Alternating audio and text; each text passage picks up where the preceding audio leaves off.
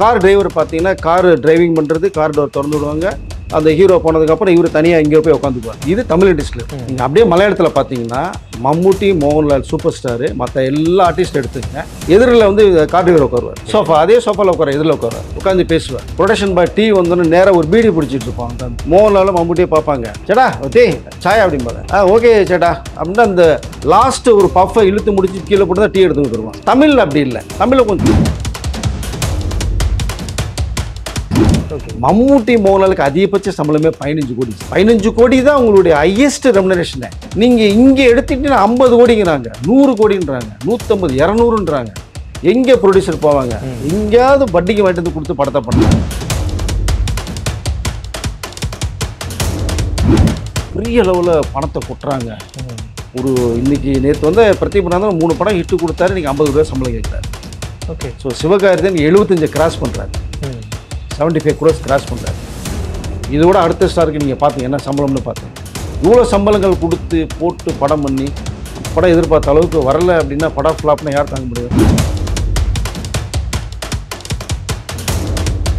Tourist family சின்ன பட்ஜெட்டில் படம் பண்ணுறது கிட்டத்தட்ட 75 கோடி மேலே கலெக்ஷன் ஆகிருக்கு. ஓடிடியில் ரிலீஸ் ஆகிடுச்சு. ரிலீஸ் ஆகி இன்னும் தியேட்டரில் ஓடிக்கிட்டு இருக்கு. அந்த டைரக்டரை கூப்பிட்டு இப்போ டோட்டல் நம்ம இந்தியாவில் இருக்கிற 5 லாங்குவேஜ் பெரிய வந்து ஹீரோக்கள் வந்து கதை கொடுன்றாங்க. நான் உடனே படம் பண்ணுன்றாங்க.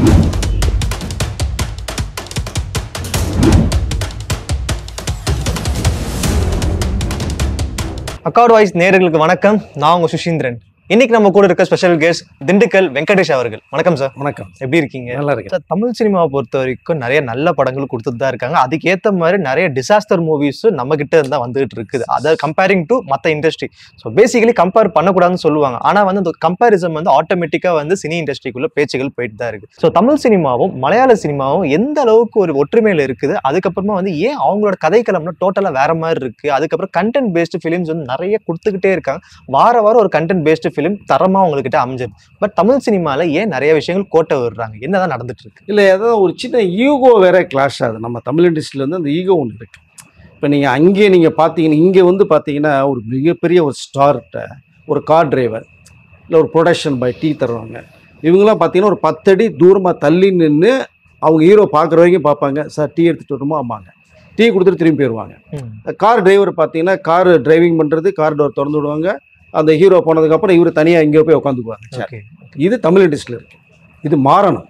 நீங்கள் அப்படியே மலையாளத்தில் பார்த்தீங்கன்னா மம்முட்டி, மோகன்லால் சூப்பர் ஸ்டாரு, மற்ற எல்லா ஆர்டிஸ்ட் எடுத்துங்க. கார் டிரைவர் வந்து இப்போ ஹீரோ நீங்கள் உட்காந்துருக்கீங்க அப்படின்னா எதிரில் வந்து கார் டிரைவர் உட்காருவார். சோஃபா, அதே சோஃபாவில் உட்கார, எதிரில் உட்காருவார், உட்காந்து பேசுவார். ப்ரொடக்ஷன் பாய் டீ வந்தோன்னு நேராக ஒரு பீடி பிடிச்சிட்டு இருப்பாங்க உட்காந்துட்டு. மோகன்லாலும் மம்முட்டியே பார்ப்பாங்க. சேடா டே சாயா அப்படிம்பாங்க.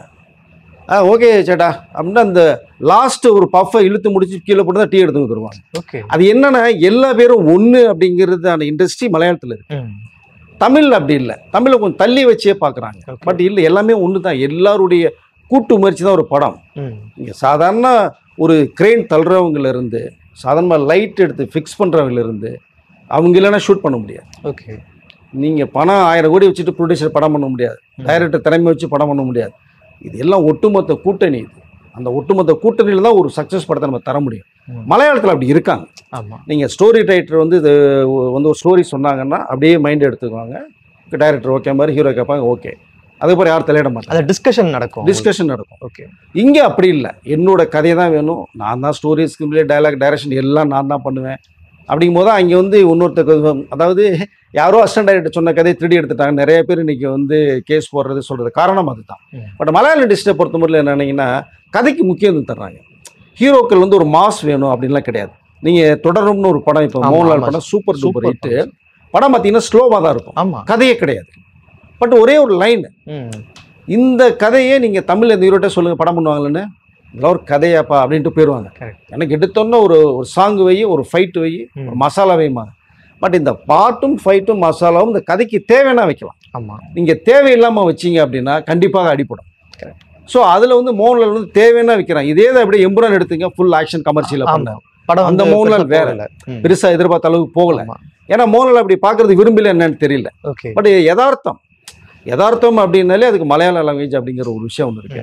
அதனால் கதைக்குள்ளே போகிறாங்க. கதைக்கு என்ன தேவையோ பார்க்குறாங்க, அந்த மக்கள் வந்து அதை ரசிக்கிறாங்க. ஓகே. அதனுடைய வெற்றி அப்படி இருக்கு. தமிழ்ல வந்து அந்த மாதிரி படங்கள் கொடுக்க முயற்சி பண்ணா கூட கண்டிப்பாக அது பெரிய அளவில் பேசப்படாம போது. அதற்கு எடுத்துக்காட்டு பார்த்தீங்கன்னா விடாமுயற்சி கூட நம்ம சொல்லலாம். ஒரு நல்ல ஒரு லைனை தான் அஜித் சொன்னார். அந்த லைன் இங்கே யாருமே ஏற்றுக்கல. அஜித் பண்ண வேண்டிய படமானாங்க, ஏன் பண்ணக்கூடாதா நான் கேட்குறேன். அதே அஜித் குட் பேட் அகிலி ஒன்று பண்ணுறாரு இல்லையா, மாசா காமிச்சார்ல, ஃபுல்லாக கமர்ஷியலாக காமிச்சாரு. ஒரு அதாவது அதனுடைய லேக் என்ன இருந்தாலும் தெரியல.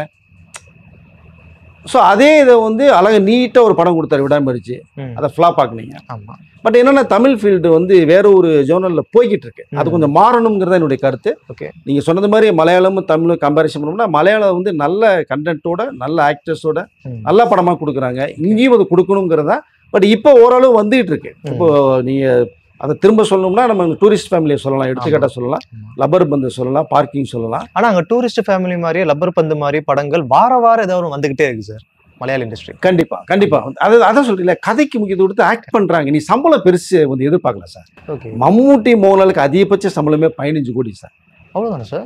15 கோடி தான் உங்களுடைய ஹையஸ்ட் ரெமுனரேஷனே. ஓகே. நீங்க இங்க எடுத்துட்டீங்கன்னா 50 கோடிங்கிறாங்க, 100 கோடின்றாங்க, 150, 200ன்றாங்க. எங்க ப்ரொடியூசர் போவாங்க?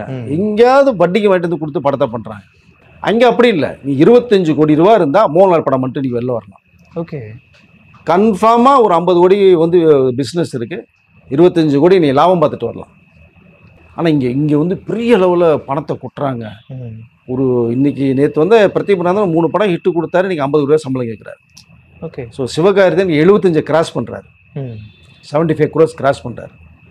இதோட அடுத்த ஸ்டாருக்கு நீங்கள் பார்த்தீங்க என்ன சம்பளம்னு பார்த்தீங்க. இவ்வளோ சம்பளங்கள் கொடுத்து போட்டு படம் பண்ணி அந்த படம் எதிர்பார்த்த அளவுக்கு வரல அப்படின்னா படம் ஃப்ளாப்னா யார் தாங்க முடியும்? தக் லைஃப்லாம் பார்த்தீங்கன்னா கிட்டத்தட்ட 150 கோடிக்கு மேலே லாஸ். அந்த படம் எங்கே போகிறது? நீங்கள் நல்ல கதை அம்சத்தோடு நல்லா கொடுத்தா நல்லா போகும். மலையாளம் மாதிரி கொஞ்சம் நல்ல கதை அம்சத்தோடு வரணும், மக்களும் அதை ஏற்றுக்கணும் அப்படிங்கிறத நான் சொல்ல வரேன்.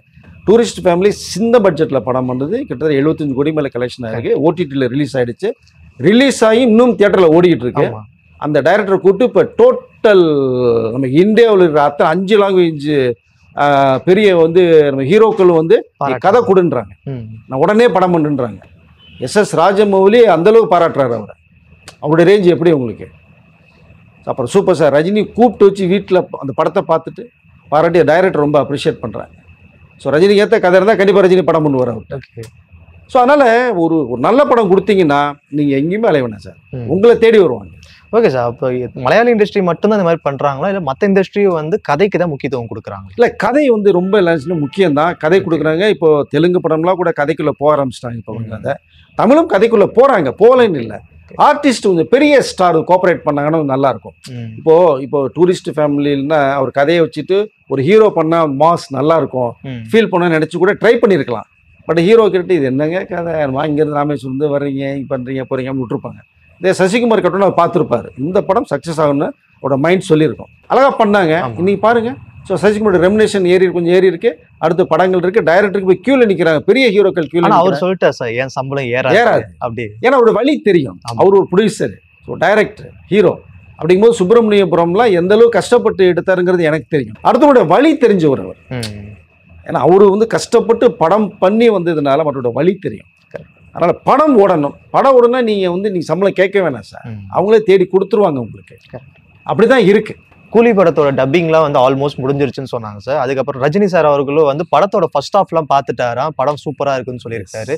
ஸோ அவர் எக்ஸ்பெக்ட் பண்ணதை விட படம் ரொம்ப பிரமாதமாக வந்திருக்க மாதிரி தான் நியூஸ்லாம் வந்துட்டு இருக்கு. ஸோ உண்மைதான். அதையும் அதாவது இது ரஜினி சார் கதை கேட்ட உடனேயே பக்கா ஒரு மாஸ், நான் வந்து இதை பழைய ஸ்டைலில் கொண்டு வைக்கிறதுக்கு நிறைய சீன்ஸ் நீ பண்ணியிருக்க லோகேஷன் சொல்லி சொன்னாங்க. படம் உருவாச்சு. படம் உருவாகும் போதே அவருடைய மேக்கிங் ஸ்டைலே லோகேஷ் வந்து வேற லெவலில் கொண்டு போனார்.